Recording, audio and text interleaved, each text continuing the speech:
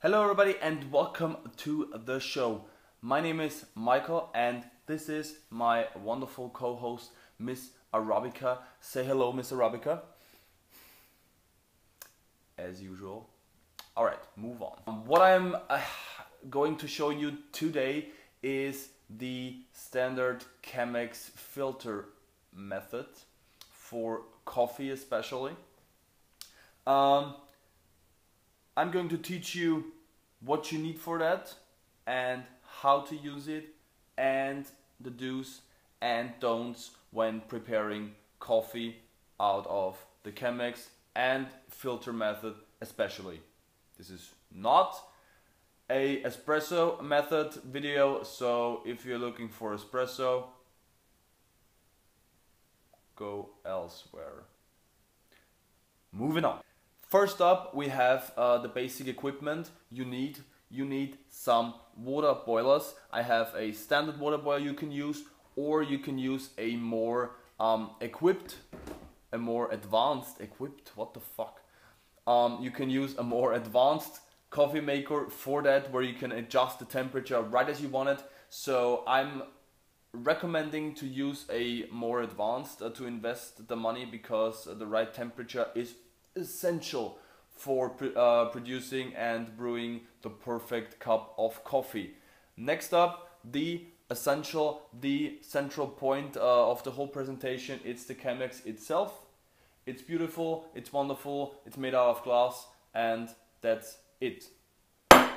Next up, we have the suitable Chemex filters. You can use any filters you want. I'm using those. They're not really cheap. You can of course use leather? What the heck is wrong with me today?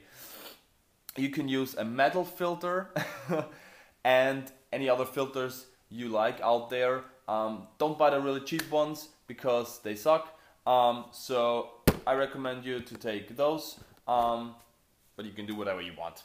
Next up, the scale. Why a scale? Because we want to weigh our coffee, we want to weigh our water, we want to know exactly how much we have from those, so we can reproduce and we can ensure that the quality is perfect and the same all the time.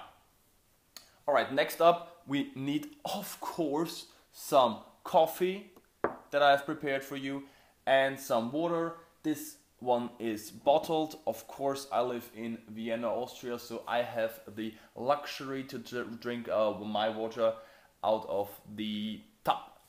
Perfect. So that's it for the equipment. Let's move on to the preparation. Go. Do you want to talk today or not? All right.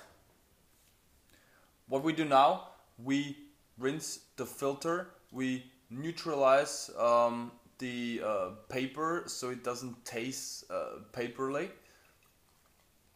So we just pour hot water. There's no coffee inside already. We pour just water into over the filter, so we neutralize the filter. And what the second thing that does is we preheat the glass bottle, so when the coffee drips down, it doesn't drip on a cold surface, because that wouldn't be good for the flavor. Alright, after we swirl it around a little, we get rid of the water.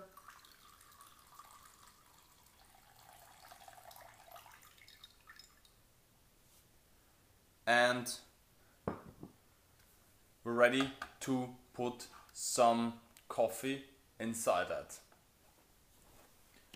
I have here 92 degrees Celsius, which is about 200 degrees Fahrenheit. Today I use a Kenyan coffee, which has some more acids, so I'm brewing a little hotter this coffee. So I think this temperature suits pretty good for me to bring out the fruity aromas of this special coffee. Alright, turn on the scale, and usually you take for every liter of water you take 60 to 65 grams of coffee. So the ratio is right. We will prepare a coffee with 250 grams, so we're using roughly 15 to 16 to 17 grams of coffee. Good. First up, we put the coffee inside. It's grounded for filter, so it's really important that you have the right grounding level of the coffee. It's usually for filter a little coarser than for espresso. It's usually a little finer, so check that as well. So I have now I'll take 16 grams of coffee. I change it to 0. Of course, what else do we need? We need a timer, because of course we want to know how much it weighs, and we want to also know how long we're brewing. So I'm using a standard timer on my phone. So as I start pouring, I have my coffee to 0. As I start pouring, I just start pouring coffee in. At first, I just want to put like as much coffee into the Chemex that the coffee is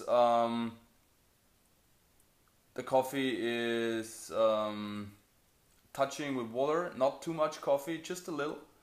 All right, and we're going to let it sip for about 30 seconds. All right, so we have our 30 seconds. Then we start pouring in circles. It's really important, and we pour another about 100 grams of water. In total we want 250 grams, so we pouring that in 3 steps. So first just a little water to get the coffee wet and to let it bloom. It's called blooming. So the first really intense aromas get into the cup, and then we have 2 another stations, pouring stations. The first one I just did, and we want a extraction time of the whole coffee of about 3 minutes. So we're letting the coffee sip for approximately 2 minutes, and after that I'm going to pour the last drip of coffee, so we get our extraction times of about 3 minutes in total. Alright, I got my 2 minutes, so I'm pouring a third time now. So I have up my 250 grams of coffee. For the finished product, of course, and trying to keep that up with my 3 minutes. So you can of course take more coffee at the start, but you have to think about how much water do you need for that, and when you pour it, you can also do it like bloom it first, like put a little water just so every coffee gets its little water, and then for more coffee I recommend you to do it like 3 stages. Don't pour too much water at a time, so because the water cools down when it's hitting the coffee. So pour it in little stages, 2 to 3 to 4 even stages, so you get the perfect extraction and you don't lose that much temperature. Alright, I got my 3 minute mark already. So what I'm doing, I don't want it to extract too much. 3 minutes and 30, even though I have some water left inside, I don't want it to over extract. So even though I have some water left in there, maybe, that can happen, I put it out and put that aside.